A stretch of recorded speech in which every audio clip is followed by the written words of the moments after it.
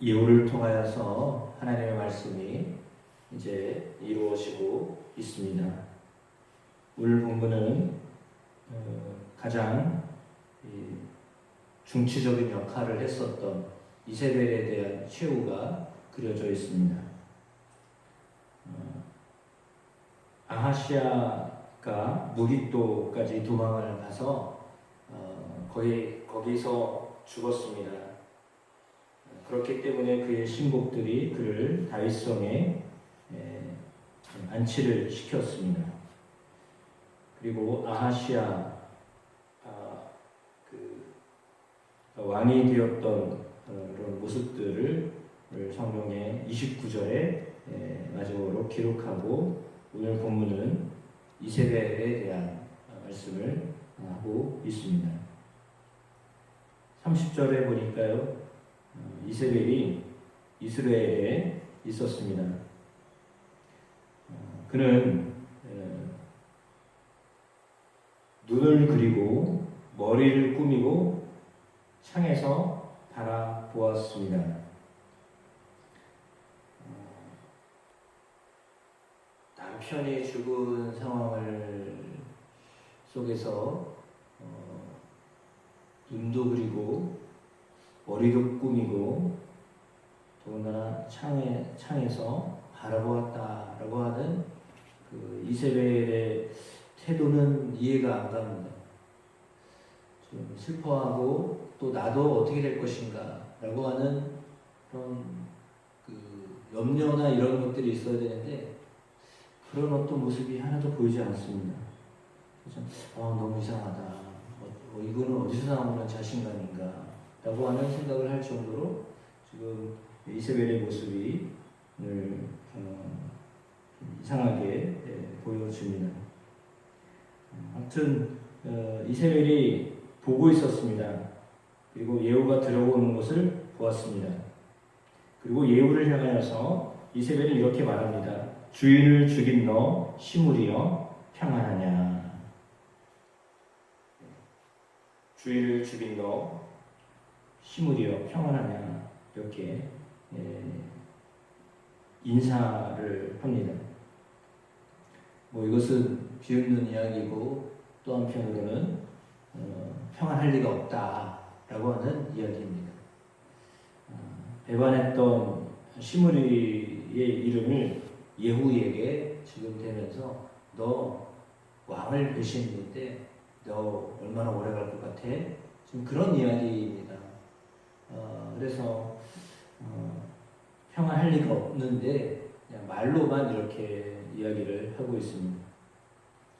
예후가 얼굴을 들어서 창을 향하고 말합니다. 나의 편이 될 자, 내 편이 될 자가 누구냐 이렇게 얘기했습니다. 그랬더니 이세벨을 도왔던 내시가 예후를 내다봅니다. 그리고 예후가 말을 하는데 그를 내려 던져라 이렇게 말을 했습니다. 그랬더니 내려 던졌습니다. 그는 마지막까지도 자기가 권력자다라고 하는 것에 대해서 의심을 안 했던 것 같습니다. 왕도 죽임을 당하고 지금 자기가 혼자 남아있는데 끝까지 버티는 모습을 봅니다. 그런 그의 최후는 내시들이 집어 던져서 창밖으로 떨어져 죽게 되는 그런 마지막 최후의 모습으로 그림을 그리고 있습니다. 그가 떨어졌을 때 그의 피가 담과 말에 튀었다. 그리고 예후는 그의 시체를 밟았습니다. 장사를 하려고 했는데 두골과 발과 그의 손 외에는 찾지 못했다라고 했습니다. 그 이유는 36절에 기록하기를 디셉 사람 엘리야를 통하여 하나님께서 말씀하신 바대로 되었기 때문입니다. 그때 이스라엘 토지에서 개들이 이세벨의 살을 먹을 것이다 라고 말씀을 하셨거든요. 이거는 어떤 말씀이냐면 나봇의 포도원을 뺏었기 때문에 하나님 그것에 대하여서 심판하실 것이다 라고 하셨던 말씀입니다. 하나님이 그냥 강제로 뺏었던 왕이었기 때문에 나봇의 포도원을 빼앗은 것에 대해서 힘없으니까요.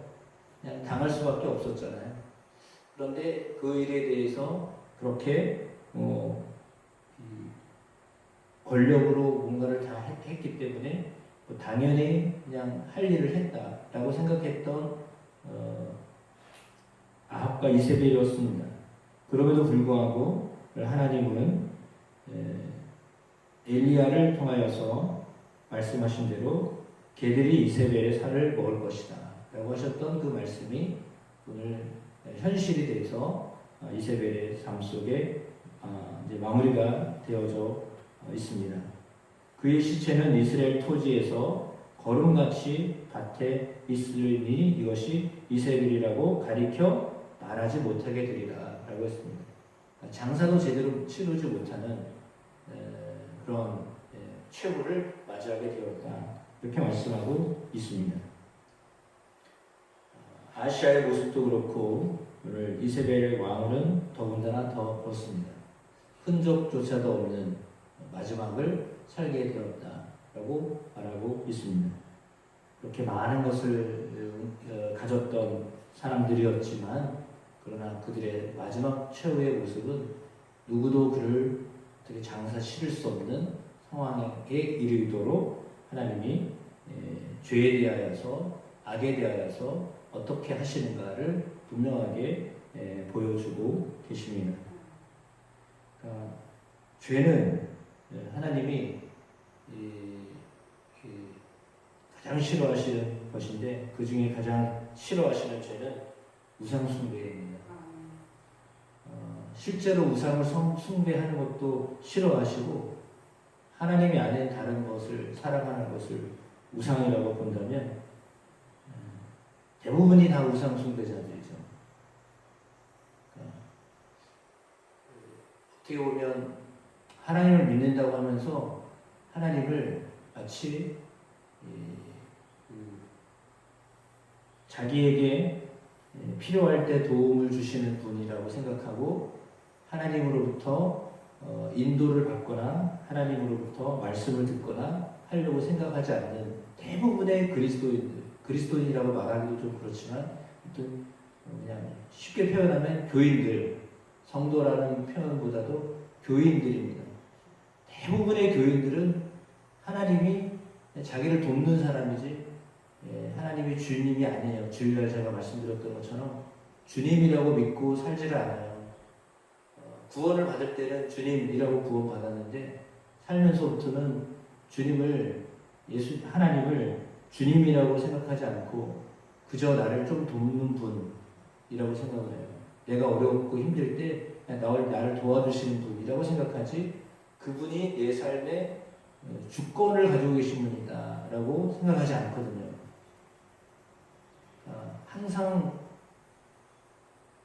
힘들고 어려워할 때 기도는 하는데 그러나 기도하고 나서 문제가 풀리면 여전히 그냥 주인의 자리에 자기가 있어요. 많은 사람들은 그래요. 저도 대부분이 그래요. 솔직히 고백하면 대부분 주인의 자리에 제가 있어요. 거의 다 제가 다 알아서 하고요. 정말 힘들고 어려울 때는 주님께 물어봐요. 이거 어떻게 해야 됩니까가 아니라 도와주세요. 어떻게 해야 됩니까를 물어야 되는데 도와주세요. 도와달라고 하는 거예요. 아직도 주도권은 내가 쥐고 있으려고 하는 거예요. 주권은 내가 쥐고 있고 그냥 어려울 때 도와주시는 분이에요. 그렇게만 생각하고 믿음 생활을 하기가 쉬워요. 그러니까 하나님의 주권자라고 하면서 역사를 주관하시는 분이라고 하면서 주로 주도는 내가 해요. 다. 운전석에 예를 들어 이제 내비게이터에서도 그런 예화가 있지만 차를 타고 가는데 인생이라고 하는 차를 타고 가는데 그 운전석에 예수님을 모셔야 되거든요. 운전대를 예수님께 맡겨야 되거든요. 근데 못 맡겨요. 불안하거든요. 딴 데로 가실까봐. 내 삶을 이상하게 운전하고 가실까봐 운전대를 못 맡겨드려요. 그래가지고 운전대는 역시 내가 하고 있고요. 옆에 예수님을 모셔요. 안 모실 수는 없으니까. 나를 구원하신 분이니까 그 옆에다가 모시고 사는 거예요. 운전대는 못 맡기고 내가 계속 운전을 하고 있어요. 그러면서 어려움이 생기면 도와달라고 하면 사실 운전대를 쥐고 있는데 옆에 사람이 운전대 움직이려고 그러면 불안해서 자기가 놔야 안 놔요. 못 놔요. 옆에서 이렇게 하면. 그렇잖아요. 여기 운전해 보신 분은 대부분 다 아시죠? 운전하려고 그러면 옆에서 뭐라고 얘기하면 그거 좋아요, 싫어요? 그렇게 하시죠. 이러면 좋아. 예를 들어 택시기사 정도면 되면 그 정도만 돼도 괜찮아요. 택시기사는 어떻게 해요? 손님이 왕이잖아요. 자기가 운전대를 쥐고 있지만 손님이 와가지고 이렇게 가세요, 저기 가세요, 저기로 가세요 이렇게 말하면 좋은데 사실은 그렇게 대부분 안 해요. 그냥 타서 어디로 가라고 말하면 운전대 잡은 기사가 그냥 가는 거잖아요. 목적지를 향하여서. 그 정도까지는 돼야 되는데 그것도 안 돼요. 우리의 삶이 그렇지도 못해요. 대부분이 운전대를 쥐고서 안 놀려고 그래요. 근데 그거를 주님께 맡겨야 되거든요. 그 상당한 결단이 필요합니다. 주님께 온전히 맡긴다는 것이 사실은 그런 겁니다. 근데 운전을 해보신 분들이 대부분 아시지만 불안해서 딴 사람이 내 차를 운전하는데 그것도 내 차잖아요. 내 차라고 생각하는데 내 차를 다른 사람한테 맡긴다? 아이고 상상을 못하죠. 어떻게 어떤 차인데 그걸 맡겨요. 뭘 믿고 맡겨요. 그런 식이에요. 어떻게 보면 그런 식이에요. 하나님이 우리의 삶의 주권자이세요. 주도자이세요. 그러나 하나님은 우리에게요 많은 부분을 맡기세요. 네가 해봐라. 그러니까 우리의 삶이 이렇게 지금까지 그렇게 된 거잖아요. 네가 한번 해봐. 그러고서 하나님이 우리에게 맡겨주신 거거든요. 그러면 맡겨주신 거면 맡겨주신 대로 그때마다 내가 할 수 있는 대로 하지만 그걸 할 수 없을 때 정말 주님께 물어야 되는데 그때도 그냥 도와달라고 하는 거예요. 여쭤보고서 어떻게 해야 됩니까? 라고 물어야 되는데 그냥 내가 할 테니 옆에서 그냥 도와주세요. 내가 아직도 여전히 계속 몰고 갈 거예요. 그래요. 그러니까 운전석을 완전히 맡길 수 있는 주권을 완전히 주님께 맡길 수 있는 삶이 되어야 합니다. 이세벨은 자신이 다 주도한다고 생각했어요. 왕도 자기가 주무르고 백성도 자기가 주무르고 자기가 다 모든 걸 할 수 있다고 생각했어요. 왕비인데도 불구하고 원래 거기 살던 사람도 아니잖아요. 이방에서 온 사람이에요. 근데 자기가 왜요? 우상에 대한 확신이 있었기 때문에. 확신이 있는 사람 참 무서운 사람이에요. 확신이 있는 사람 상당히 무서워요. 그 사람은 굽히질 않거든요. 이제 안 좋은 말로 말하면 고집인데 고집이 있는 사람은 참 꺾기가 어려워요. 근데 부러져야 꺾여요. 그렇죠. 근데 이세벨의 경우는 보세요. 자기 남편도 죽었어요. 예후가 언제 왕이 돼가지고 들어와 있어요. 근데도요 꿈쩍도 안 해요. 자존심이 내가 그래도 왕후인데 네가 감히 나를 근데요 내시에 의해서 죽잖아요. 자기를 돕던 사람들에 의해서 창밖으로 떨어져 죽잖아요. 그는 상당히 높은 위치에 있다고 생각했던 것 같아요.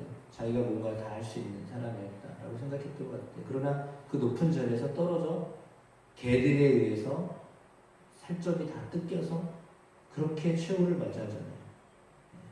사실 인생은 어떻게 보면 상당히 좋은데 그럼에도 불구하고 그거를 자기가 주도해서 살 때 실패하면 정말 아무것도 아닌 존재예요. 아무것도 아닌 존재예요. 누구도 기억하지 않는 존재가 될 수도 있어요. 기억에 남지 않는 존재가 될 수 있다는 거예요. 그것을 오늘 이세벨의 죽음을 통하여 우리에게 말씀해 주고 있습니다. 전적으로 우리의 삶의 주도권이 주님께 있는가 다시 한번 확인하면서 오늘도 기도하면서 하나님 도와주세요 라고 하는 기도보다는 하나님 어떻게 해야 될까요? 라고 물을 수 있는 기초부터 주님께 물을 수 있는 그런 기도가 오늘의 여러분의 기도 되시기를 주의 이름으로 축복합니다. 그럴 때 하나님은 우리에게 그래 이렇게 해라 아니 그냥 지금도 하는 대로 해도 돼 라고 하나님이 말씀하실 것입니다.